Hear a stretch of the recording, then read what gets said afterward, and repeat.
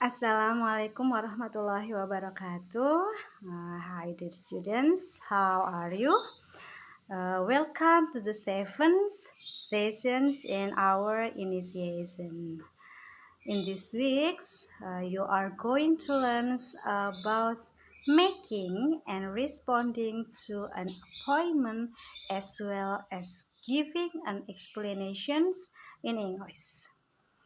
You can find this week's topic in Module 8 and 9, which consists of two learning activities.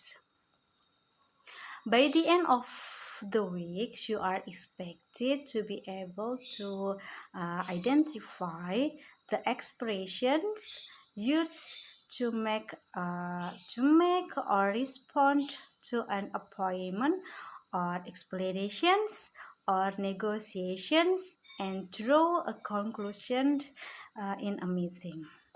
Please study the material and enrichment links below. Afterwards, don't forget to participate in discussion forum 7 and do the assignment 3. Good luck!